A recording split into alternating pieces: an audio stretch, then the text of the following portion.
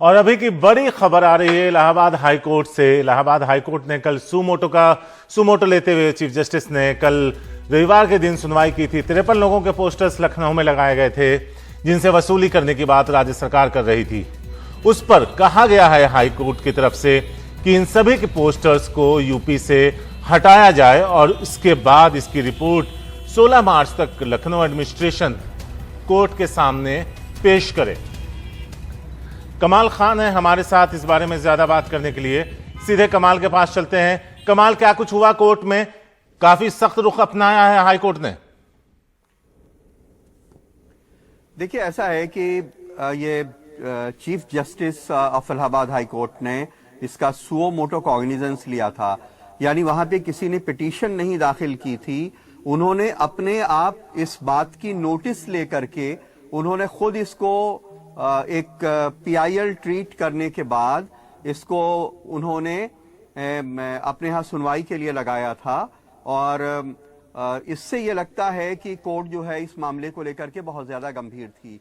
अभी वकील वहां से बाहर निकले हैं और वो बता रहे हैं पूरे डिटेल्स, तो डिटेल्स अभी थोड़ी देर में पता चलेंगे। लेकिन जो उनका ऑर्डर है वो जो वकील वहां से निकले हैं उनका कहना है कोर्ट रूम में किसी को जाने की इजाजत नहीं थी, किसी ऐसे वकील को भी अंदर जाने की इजाजत नहीं दी गई थी जो इस केस से जुड़ा हुआ ना हो।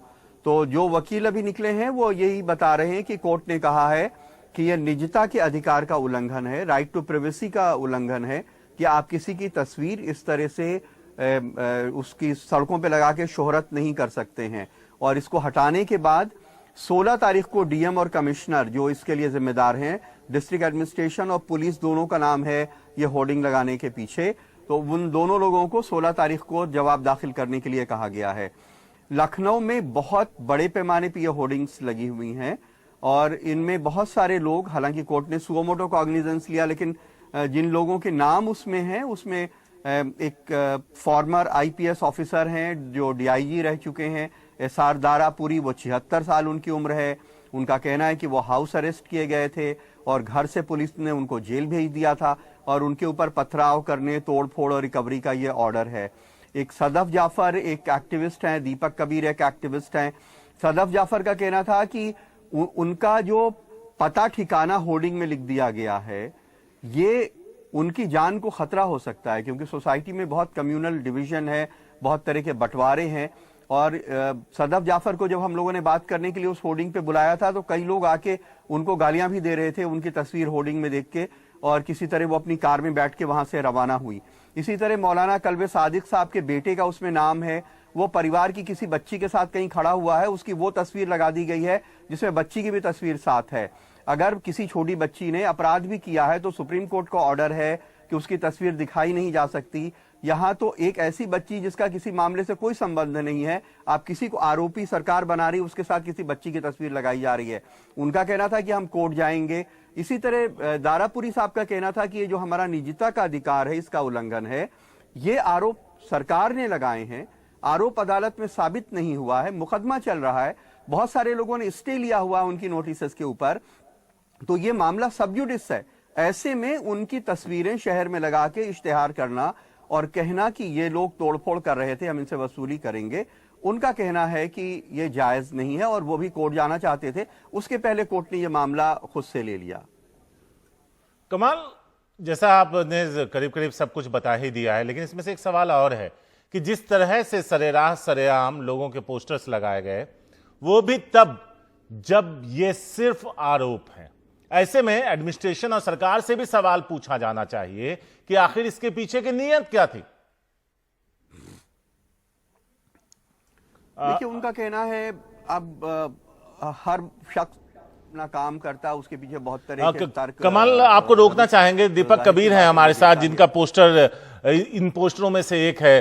कबीर साहब, एक बड़ी राहत है क्योंकि जिस तरह से पोस्टर्स लगाए गए सिर्फ आरोप लगने पे,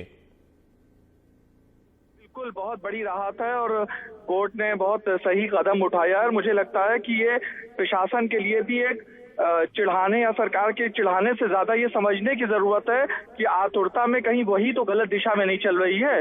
एक पूरा परसेप्शन एक भ्रम का और एक भेदभाव का, नफरत का, उसकी तरफ से तो नहीं तैयार हुआ जा रहा है। क्योंकि समाज में कोई भी इस तरीके से वायलेंस, नफरत ही नहीं चाहता है। एक पॉलिटिकल डिबेट चला करती है हमेशा से एक लोकतांत्रिक राज्य में, ये थोड़े ज्यादा बढ़ गया था। तो कोर्ट ने बहुत राहत दी है और कोर्ट ने आने वाले दिनों के लिए भी कई रास्ते दिखाए हैं। कबीर साहब, इसमें इलाहाबाद हाईकोर्ट के चीफ जस्टिस ने सू मोटो लेते हुए रविवार के दिन यानी छुट्टी के दिन सुनवाई की थी। क्या इससे पहले आप लोग भी कोर्ट गए थे सरकार की इस कार्रवाई या फिर इस हरकत के बाद, जिसमें सरेराह आप लोग की तस्वीरें लगा दी गई थी?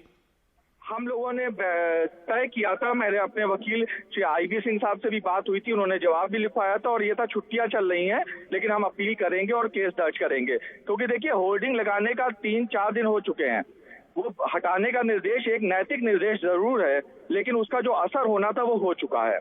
वो लोगों के कैमरों में कैद है, सब पते मौजूद हैं और जिस तरह का माहौल बन चुका था, जो नुकसान होना था वो हो चुका है। तो उसकी भरपाई तो अब नहीं हो सकती, लेकिन ये एक एथिकल कदम जरूर है कि आप हद से ज्यादा मत बढ़िए, नागरिकों की स्वतंत्रता और उनकी गरिमा का ख्याल रखिए और संविधान को और कानून को अपने लिए भी लागू करिए।